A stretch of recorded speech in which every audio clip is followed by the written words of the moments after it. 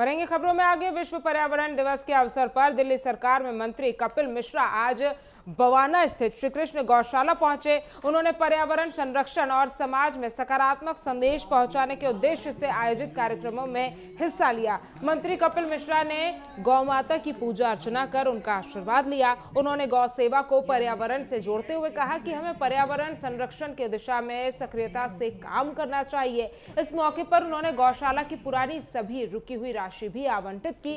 कपिल मिश्रा ने कहा कि दिल्ली में ट्रिपल इंजन की सरकार और गौ माता और पर्यावरण के लिए लगातार काम किया जा रहा है।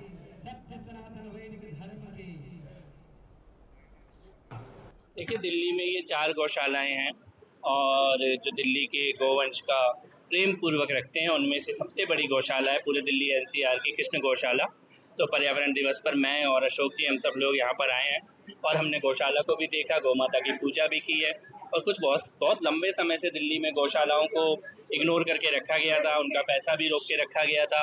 और मुझे लगता है कि मंत्री, मुख्यमंत्री, विधायक गौशालाओं में आए, ये भी बहुत लंबे समय से प्रतीक्षा थी इस बात की, ये हो नहीं रहा था। तो अभी ये दौर खत्म हो चुका है। मुख्यमंत्री स्वयं और अशोक जी और हम सब लोग इस काम में लगे हुए हैं। पुराने पेंडिंग जो इश्यू है उनका भी समाधान कर रहे हैं और लक्ष्य ये है कि दिल्ली में गौ सेवा का एक आदर्श हम लोग दिल्ली में स्थापित करें। जब से यह सरकार आई है, हमें इस सरकार से काफ़ी आशाएं और अपेक्षाएं थी।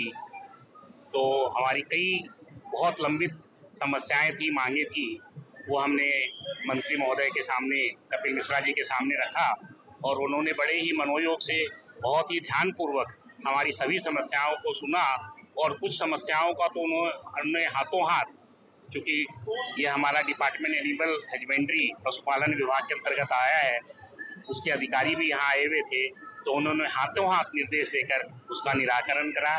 हमें बहुत खुशी है इस बात की कि इतने बड़े अवसर पर, विश्व पर्यावरण दिवस के अवसर पर वह इस गौशाला में आए और 8,500 गायों का उन्होंने आशीर्वाद प्राप्त किया।